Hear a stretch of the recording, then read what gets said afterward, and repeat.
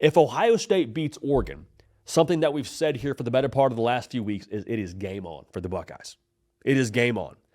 A PrizePicks square to monitor in this game is the Will Howard passing yard total. I'll tell you right now, take the more.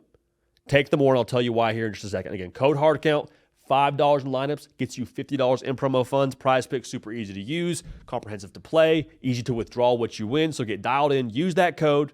When you use that code too, just so we're on the same page, let the folks at PrizePicks know that you're dialed in here. So code HARDCOUNT, we appreciate you in advance for doing that. But I love the Will Howard passing yard square for more, because I think what you're going to see from Ohio State in this game against Oregon is coming out swinging. They did it last time they played. Will Howard had a great game last time they played, went for over 300 yards.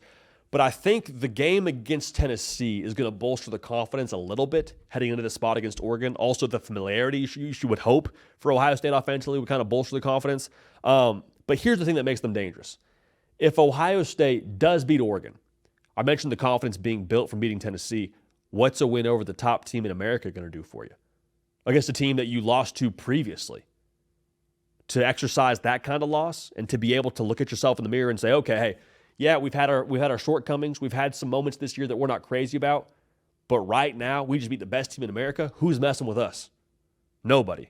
And the reason why I mentioned that specifically is if Will Howard goes out and throws for more passing yards in his PrizePicks projection, let's say he goes in the range of 300 yet again, which wouldn't surprise me. It'd be a lot, but I don't think it would surprise me.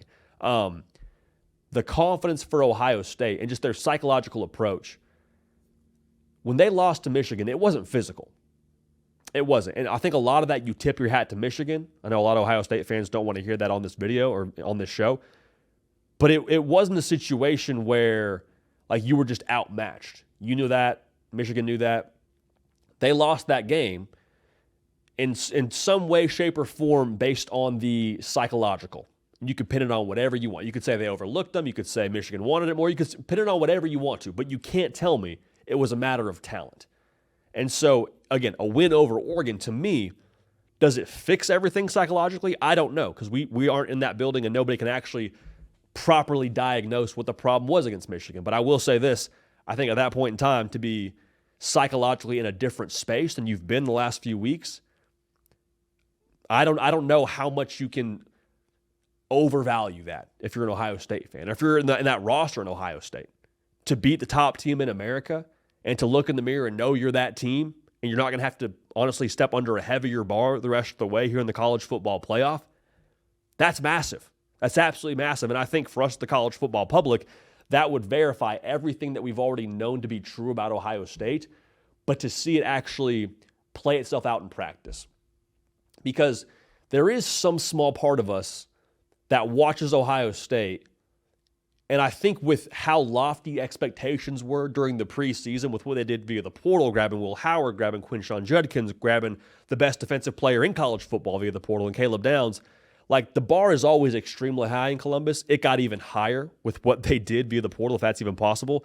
And so I think in some small way, we're still waiting for like that Death Star kind of moment from Ohio State. We saw a version of it against Oregon, or at least we thought we did, but then they lost by 1 point. We saw them beat Penn State, but it wasn't quite as impressive as you would hope. You saw them beat Tennessee, but you're also like, we don't know exactly what Tennessee is. We know who Oregon is. We know exactly who Oregon is. Oregon has proven to everybody who they are. And so for Ohio State to round into final form and to reach their own expectations internally, and honestly for the rest of us to see them be that Death Star kind of outfit, that's terrifying.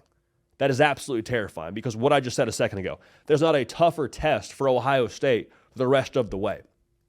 You could argue there will be other tests that present different challenges. Like if you play at Texas, yeah, Steve Sarkisian is going to twist the screws to you a little bit. All right, like Georgia, yeah, Kirby Smart, not going to be an easy out.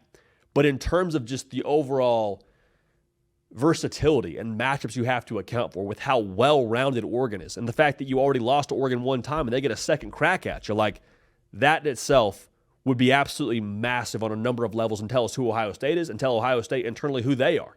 And that confidence internally would propel them, I think, in a way that, again, would be a problem for the rest of college football. So here's what I would say is massive for Ohio State in this spot against Oregon. I think Ohio State is at their best when they're the one applying pressure, when they're the one trying to throw haymakers. And at times this year, it's felt like we've seen Ohio State walk out there, and conservative's the wrong word to use, but I don't think we've seen Ohio State cut it loose all that frequently this year. The Oregon game, I think you could argue you did.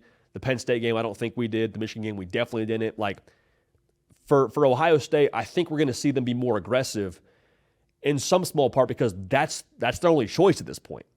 Like, there's nothing to protect if you're Ohio State. You didn't win the Big Ten. You've already lost to this team.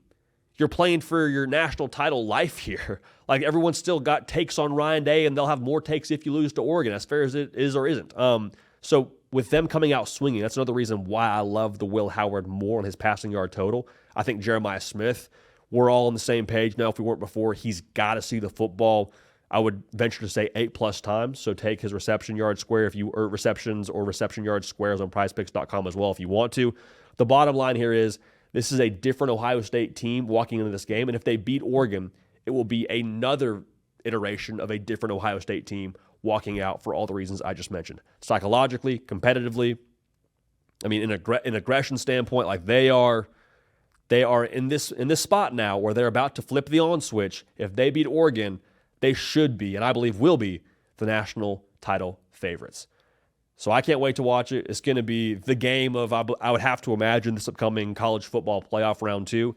And you better believe we will have thoughts and takes for you as soon as that thing wraps. So keep it locked right here. Make sure you're subscribed. And again, use code HARDCOUNT at PrizePicks.com. $5 in lineups gets you $50 in promo funds.